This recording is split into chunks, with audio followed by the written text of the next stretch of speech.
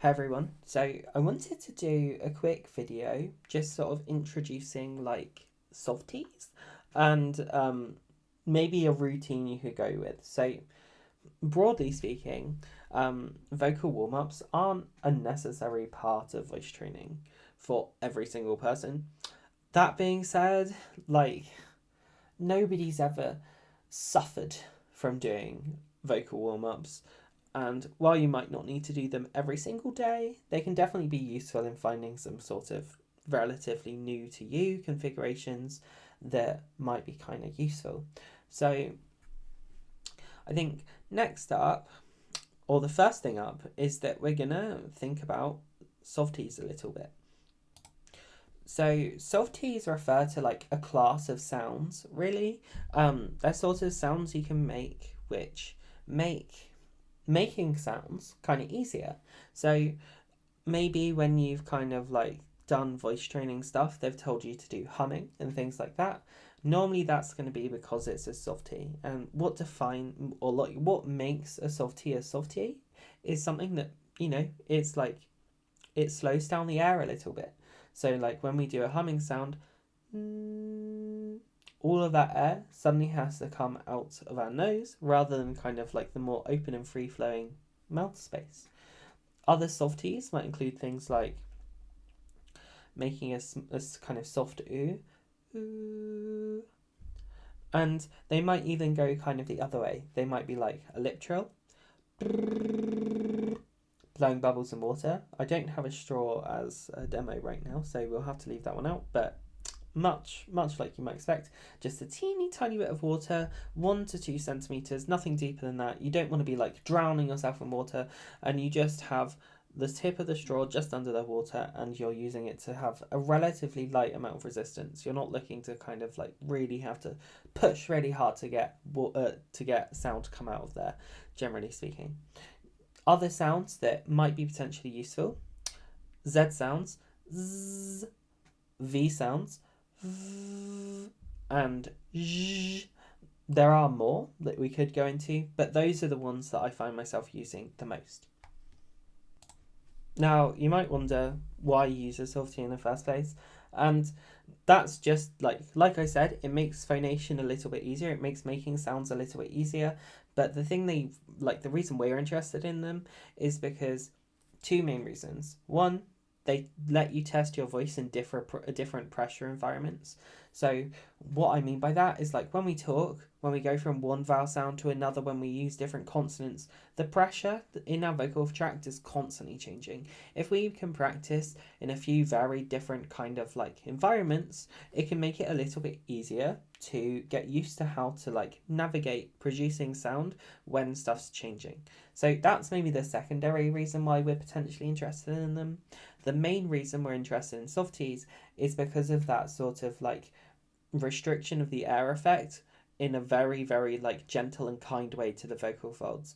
So generally speaking, when we kind of like produce sound, if I go ah, all of that kind of pressure from my lungs, all that air pressure is being held back by my vocal folds. And what the softie does is like provides a little bit of a cushion kind of on the other side. It makes it a little bit easier for the vocal folds to vibrate, a little bit more comfy for them, and it makes it a little bit more kind of like rejuvenating and comfy for them rather than potentially a stressful situation. That's not to say that you could do softies for like 72 hours straight and they wouldn't tire you out, but you would probably lose your voice a lot slower, and at least for the first little while we're doing a softie, they are pretty nice and kind to us. So I think what we'll do now, real quick, is we're going to jump on from talking about like why we want to use softies to what we can actually kind of do with them, and maybe the wider vocal warm up as a whole. So for this first like step of a vocal warm up, I'm just going to suggest, explore the limits, try out the endpoints of your range, and you can do this on any softies you'd like. I'm going to do it on a humming sound and maybe a lip trill, just because those are the ones I'm most comfy with, but I'd recommend kind of like choosing some at kind of opposite ends of the pressure spectrum. So what I mean by that is like when it comes to like how hard the air kind of has to press past the obstruction, something like a humming sound, unless you've got a blocked nose, it's going to be a very easy time to kind of push past, right? If you use something like a lip trill, instead of just kind of like letting the air kind of freely flow, we're kind of holding it back a little bit more. And I would argue that's to a fairly decent extent, whereas like something like ooh is maybe even less impeded than the humming was at the start, right? So different ends of the spectrum in terms of like how much pressure is being held back. So I will note, just because I don't think I mentioned it before, more kind of like pressure being held back doesn't necessarily mean it's better than one that holds back a little bit less pressure. It's just like slightly different environments. And you might find that heavier sounds work better with the ones with greater kind of pressure holding back, and lighter sounds work better with the ones without too much pressure holding back. So, step one, select a SOVT, right? So think about what SOVT is going to be applicable when you're doing any of these additional steps. So slide all over your range, and I kind of mean that kind of literally. Like, we don't want to be too hyper focused about how pretty these sound. Don't worry if like an ugly sound comes out, but don't do something if you know it's going to hurt, or like if you feel something kind of hurting when you kind of push the extreme, like maybe don't do that, but just kind of slide all over and kind of play around.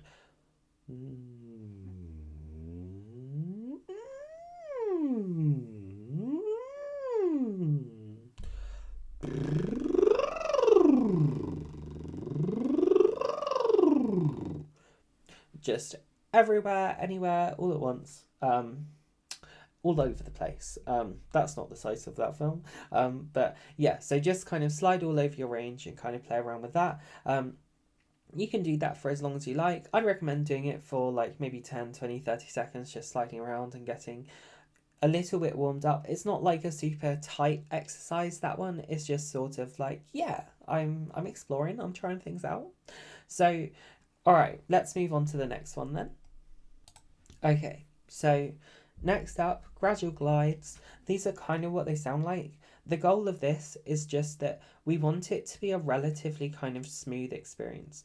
This time, instead of kind of like sliding past breaks and letting them kind of happen, we're just going to kind of like tentatively move, sliding slowly and trying to maintain the general state of things. Now, what I'd suggest is you do this with a different mixture of stuff. So some heavier sounds, some lighter sounds, maybe some different SOVTs too. So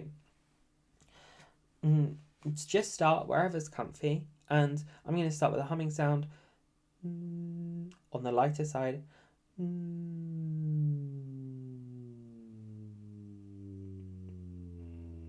Right, and we're trying to go for gradual, so that like point where it kind of like almost slipped out of my control at the end there is something we'll be looking out for, right? And we'll just be trying to like reduce unexpected events basically.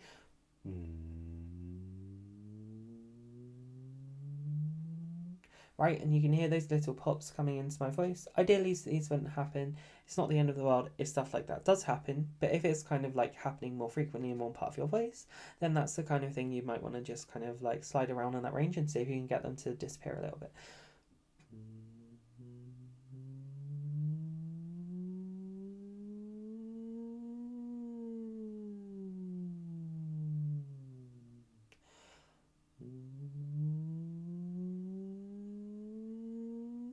Right, and you can hear that, getting up there, my voice starts to be a little bit less stable, a little bit more prone to breaking, a little bit like moving into air quotes strainy territory potentially. So when it comes to that stuff, at this point we're not super hyper focused on like getting rid of that, but if you want to spend a little bit of time playing with that, again, this one has no time limit on it. You can do this one whenever you like this list of different vocal warm-ups is just a routine you could follow. It's more like suggestions.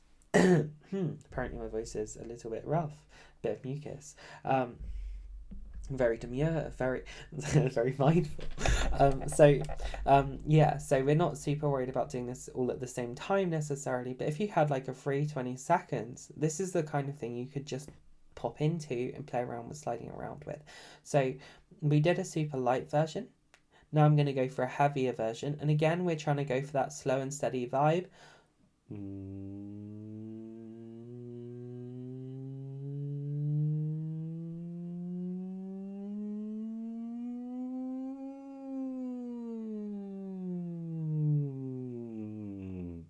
And honestly, I think mine was a little bit shakier on that end of the spectrum, right?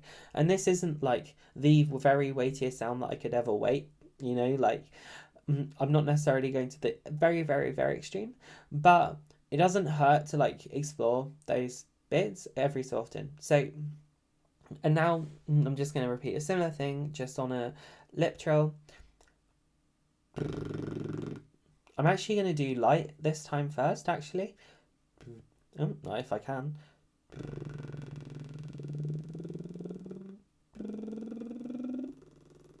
Right, and it's a little bit harder to make it work, right? This kind of thing really can test your ability to like balance different stuff together. So yeah, this is kind of like a closure and weight balancing experience along with pressure of the air below the vocal folds. So you can practice trying different different weights and different softies to kind of really get a little bit of a better grasp on like how to navigate pressure changes in your voice.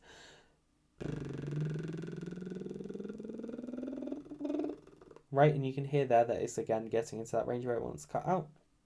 And again, we're just going slow and steady. If that stuff happens, you can drop down a little bit below.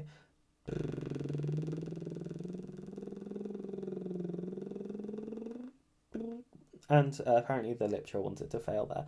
But you kind of get the picture, right? If you were doing bubbles in water, the failure wouldn't happen necessarily there. Or you could try swapping to something else, like a V or a Z.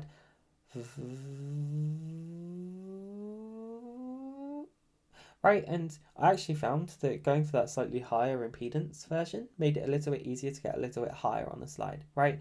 So you can try different ones out. Now, just for the sake of completeness, a weightier version.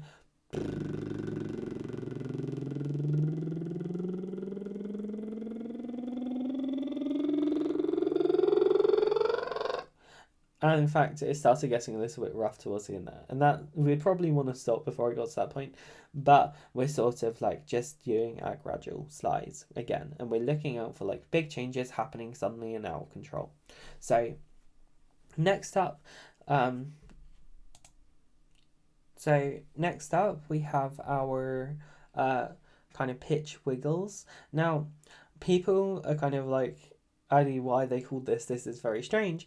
And, no judgment there, I totally agree. And they're probably not called this, but this is just how I think of them, and I can't remember the proper name. So, pitch wiggles it is. This is much like what we were doing before. It's a little bit about vocal agility, and it's a little bit about slow and steady, but a little bit more in a dynamic state. So we kind of have two manifestations of this. So we either have narrow and kind of fast.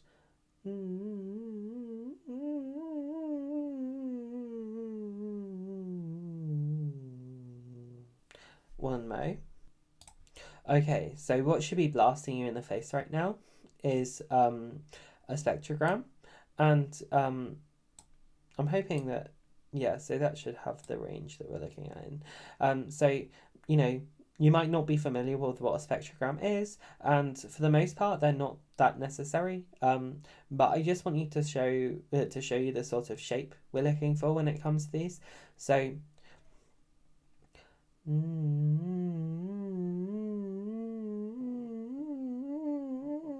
do you see how there's kind of like, they're relatively small, but they're sort of like going up and up and up and up and up. And then perceivably we could also have going back down.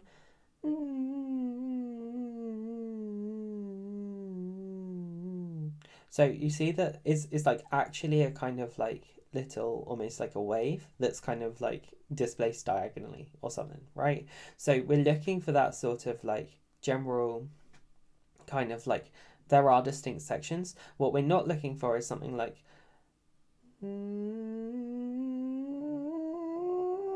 apparently it shouldn't have sounded that rough anyway.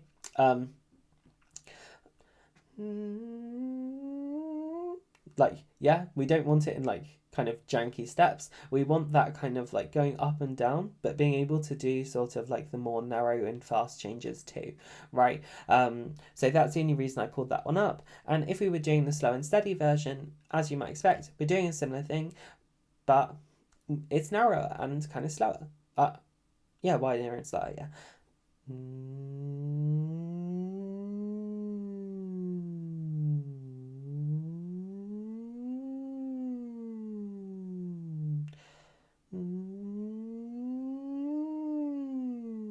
And again, like earlier, we're looking for that sort of like comfortable state of like, we're looking for that comfortable state of like no surprises happening, basically. We're just trying to do like keeping stuff controlled while being a little bit more dynamic doing it, acting with sort of deliberate intent, so that we're sort of getting more used to kind of like changing stuff on command. Now, the reason I'm bringing up a spectrogram there to let you look at it is because sometimes you might find that you're not really sure if you're doing it correctly, and fair enough. Like sometimes it's a little bit difficult.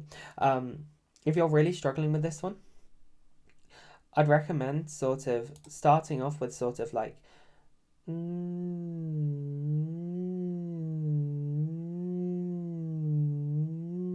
just trying to slide back and forth between two different kind of points. And then you can kind of like slowly morph that into like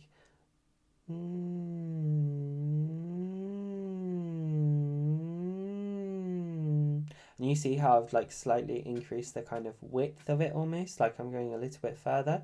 And then you can start kind of like moving both parts at once, basically.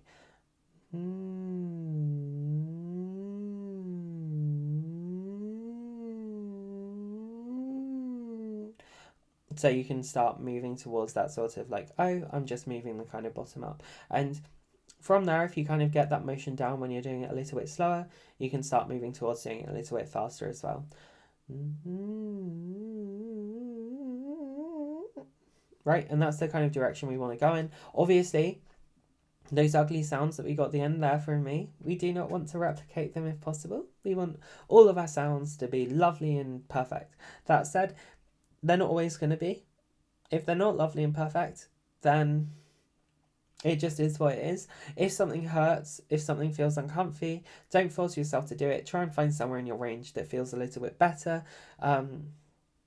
This kind of video is more for people who generally don't have vocally underdoer problems. But if you are one of those people, then I'd suggest maybe looking at, like, I'm sure if you type vocal underdoer into Reddit or like one of the Discord servers, somebody will have something to hand that they can kind of direct you in better what to do with that. But yeah, all right. So I'm gonna disappear the spectrogram. It's gone. It's dead. We never want to see it again. And yeah, let's move on to the next section. Okay, so yeah, next up we've got sustaining sounds. This is much like it sounds like. So we've kind of considered a few different dimensions by now of kind of like voice. We've thought about like the agility of it and sort of like accessing wider parts of the range. But one of the things that is quite important is stability. Now, this one's relatively simple. Instead of moving pitch around, we're just going to leave it in one place. But that's where the trouble comes in a little bit. There's kind of two parts to this. We're sort of interested in like varying weight when doing it, but generally not during one of the sounds, right? So we want weight to be relatively static during a sound. So if I chose a pitch and chose a weight,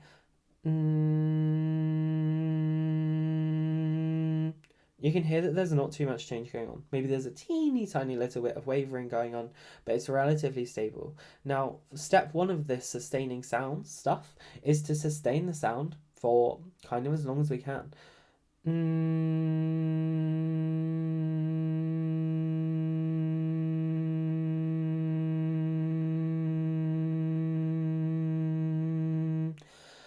And I ran out of air really there. I could have kept going, but it would have got shaky. But the goal is to kind of bring that out for as long as we can, regardless of what the weight we've got going on is, regardless of, all this kind of stuff. We want to get used to being able to sustain sounds. And the reason why sustaining sounds as part of this is because it allows us to practice maintaining good closure. If I had and I had lots of air behind that sound, you can hear that I ran out of air like super quickly. We don't want to be running out of air super quickly. We don't really want voice to be that inefficient anyway. While airiness and breathiness is not like a sin that we should all repent for, it's also not something that's generally super healthy to have in the voice all the time. You know, if you're doing a specific voice in a certain environment, then having a breathy voice for a little moment in time isn't too bad. That being said, if it's kind of like a core feature of your voice, it probably shouldn't be. So that's part of the reason why we're doing this. The other reason is that we want to practice maintaining good closure when we go softer too. So you could hear there that that was a relatively weighty sound. I'd say sort of medium high, right? I could have gone weightier, but not too much weightier, and I could have definitely gone lower in weight. So on the other hand, we could go for a lighter sound.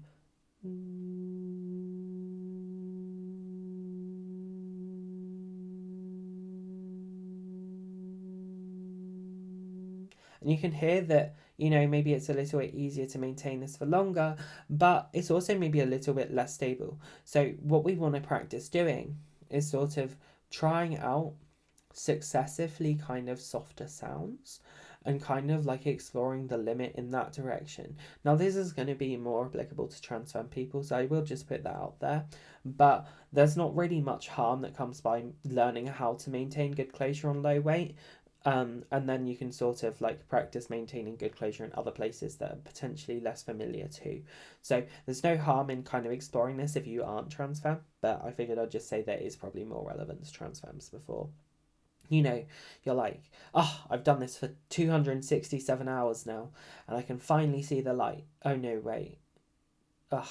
Right, yeah, so don't worry too much about this if you're not trans femme, but if you're trans femme, this is probably something that you're going to find useful. So now what you can do is you can start finding like near the edge of your range of how soft you feel like you can go without it becoming super unstable, and then you can try to ever so slightly reduce that weight. And you might find that your voice wants to cut out. What we're looking for is that softest point that is still comfortable. So if it hurts, don't do it, right? Find that softest point that is still comfortable and try to practice making it as stable as possible. So the more you do it, basically, and the more pitches you do it at, the softer that boundary is likely to get.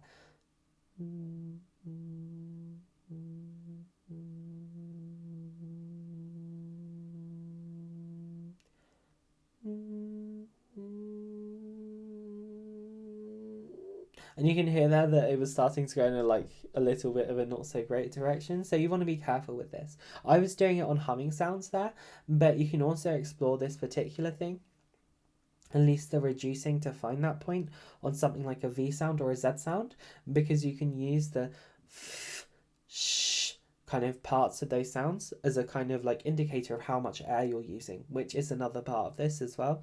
You can practice kind of taking an air reduction first approach if you want to, but they are obviously aiming at slightly different kind of things than weight. That's a more closure oriented approach, but if you're finding that your voice is ending up breathier than you'd like, then you can focus on that aspect to see if that helps at all. Okay, at the risk of potentially missing something out, I don't think I have, but who knows. Next up, we have my next suggestion, which would be to do some monotone speech. Now, what do I mean by monotone speech? What I mean is find somewhere in your range that is very comfortable, very sustainable, very demure, very mindful, right? Just find somewhere that's comfy, smooth, sustainable, and then we can start from there. So this is actually applicable to both trans femme and trans masc people, but we're going to have slightly different focuses on this. So when it's we're going to cover trans masc people first, and the goal of this is going to be to find somewhere where your voice feels like fairly solid, fairly put together, without kind of like drifting into like a fry or like, you know, all of these kind of like getting like really breathy, like some of these things that happens when we go to the extremities of our range. So I want you to find somewhere that's very stable and very kind of solid. And then, so we're gonna talk monotone in this potential place, right? You know, that's just gonna be wherever it is in your voice. So we're gonna talk very monotone, and we're just gonna make sure it's under control. And then we're gonna ever so slightly start moving that kind of pitch down. And again, we're just trying to hold on to that feeling of like solidity as we kind of go. So we'd want to start somewhere a little bit above, sort of like where our voice starts getting a little bit like prone to changes. Then we'd like slightly move the pitch down a little bit. So we're just sort of reducing slowly and gradually. Then we'd slightly reduce the pitch down from there. And again, we're just trying to hold on to that. And again, and you take this as far as you can, basically, while trying to hold on to that kind of like solidity, that kind of like strong kind of sense of like, oh yeah, like this isn't sounding atypical at all apart from the monotoneness, and we want it to feel like smooth and natural and comfy. So while this isn't like a super like extreme exercise, it's a decent way of kind of changing stuff in a relatively controlled way.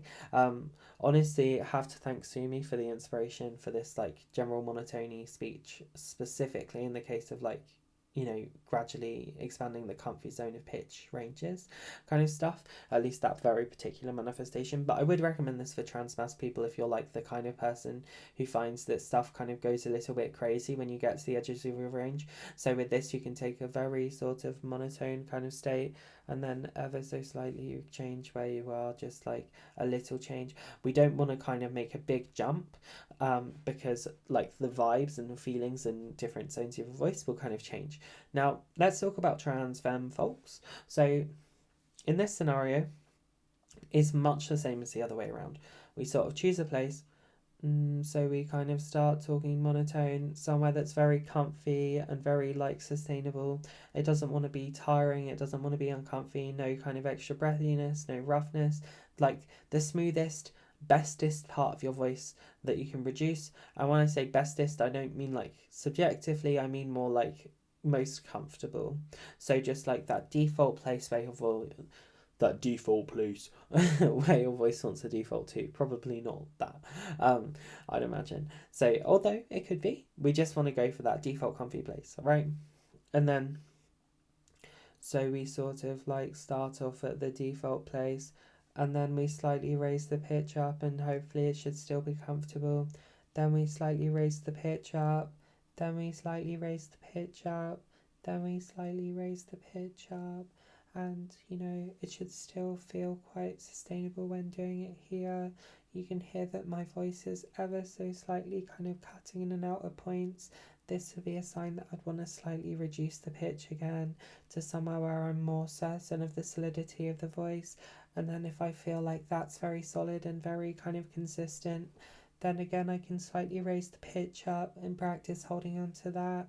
And then I can practice raising the pitch up, and then a little bit more when I feel I've got that right, then a little bit more when I feel like that's in the right place, then a little bit more when that's in the right place. And you could hear that there's a little bit of instability popping back in there again. So the goal of that kind of like stuff is basically just to what are the words I'm looking for even? Basically the aim of that stuff is to sort of like slowly and gradually try out different parts of your voice. You can, anybody interested in this, start with different points in terms of weight and just explore how that kind of alters how you approach this. So I kind of said like choose the most comfortable starting place. So if I kind of start, and let's say my starting point was a little bit heavier than that, and this was the most comfortable, then I'd go a little bit higher again and just kind of hold on to that, then a little bit higher again, then a little bit higher again, then a little bit higher again. And you could hear that my weight wanted to drop a tiny bit when I went for that step. It's okay to let it drop a little bit, but that was probably a little bit more abrupt. So I'm kind of here, and then I kind of let it go up a little bit again, and again we had that like little weight drop, but nothing too extreme. Then we go a little bit higher again, and there was a little weight drop, but I can add in a little bit of weight again. then I can go up a little bit higher, right? And we're just sort of like exploring and taking kind of like, yeah, we're taking it just kind of into new and hopefully still comfy zones, right? We're just sort of like slowly warming up our voice with this. Now, I put this at the end after you've done the other warm-ups, but it's not like necessarily. You could skip to this if you wanted to. But this kind of like practice is basically just to allow for those more dynamic pressure changes, like we kind of mentioned at the start, only instead of doing it through SOVTs, we're going to do it more directly through speech. Some people find this is like a way better warm-up for them. Other people find that they prefer traditional SOVTs. So let's do a quick recap. Okay, so that text isn't super pretty, but yeah. So step 1, select some SOVTs to use. Again, I prefer humming, Z sounds, V sounds, and literals, but you could use things like a straw and water, you could use U sounds, you could use J sounds. There's options, right? If you go onto Reddit and like search SOVT, then there's definitely going to be people with all sorts of options to choose from. Just choose ones that feel comfy and smooth. So step 2, slide all over your range. Again, that would just sound something like. Step 3, gradual glides.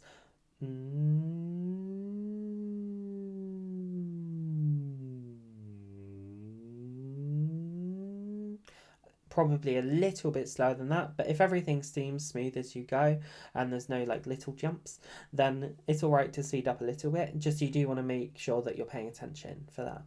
So next up, pitch wiggles.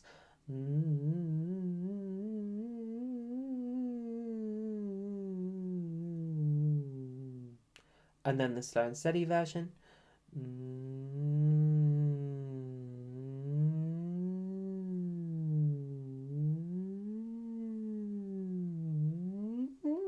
Oh, and my voice wanted to break there, so we'll stop that. And then we've got sustaining sounds, and again, that is what it sounds like.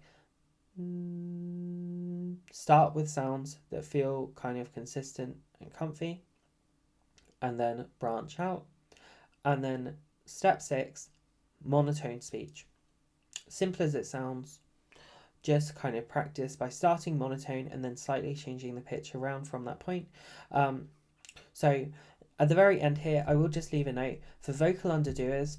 You want to, if you are somebody who doesn't too much talking, if you're somebody who doesn't use their voice and their voice maybe ends up more crackly and stuff, you want to focus your energy right now on the weightier side of things. You want to do a mixture of different pitches. You want to do all over the range, and you want to make sure to go for the weightier sides with a more dominant focus on that. The reason for that is because if you're a vocal underdoer, if you don't speak enough, your vocal folds are probably kind of weak, right? And when I say weakness, the probably most meaningful way this will manifest is that the closure won't be enough. The vocal folds won't be closed up enough, and they won't get the practice they need unless you practice going for weightier, higher airflow sounds. And you want to practice doing this in a range. You want to practice doing this at high pitches, you want to practice doing this at lower pitches, and you really want to kind of like, you know, get your voice used to doing stuff that it wasn't doing before. And with vocal underdoers, you probably don't want to do this all at once. You want to dot it throughout the day and kind of practice doing that kind of thing with like space in between, because you don't want to tire your voice out and potentially cause damage. The weaker your voice is, basically, the more likely it is to get hurt. If you're somebody with like lots of roughness, so like if your voice comes out like this, you might be a vocal underdoer, or at least the vocal underdoer kind of stuff might apply to you. You might want to kind of like really focus on sounds that are like weightier to begin with, but just because they might be less prone to producing the roughness, and then you want to slowly explore kind of bringing things softer all the time. like when doing this kind of thing, using SOVTs, you might not want to jump onto the monotone speech just yet, but lots and lots of SOVTs, and trying to kind of like dot them throughout your day with quite a lot of frequency. So vocal warm-ups, general overview. I said dot them over the day for like these specific groups. This also applies to anyone. If you have a free 20 seconds while you are walking from your living room to your kitchen, or your desk to your kitchen, or maybe you're in your work's toilets and nobody's there, and you're not worried anyone will hear you, whip out a SOVT. So many options. But yeah, or if your office just doesn't care, then you could do some light ones. Though maybe not if you're a vocal underdoer. The other thing is, if you are a vocal underdoer, talking to other people more can help. If you don't feel comfy with that, that's okay. But just something to bear in mind, you can actively seek out communication with other people, and that can be helpful. Okay, so I'm going to wrap up here, but I hope this gives you all some potential direction. All right, yeah, I will stop the recording here. All right, see ya.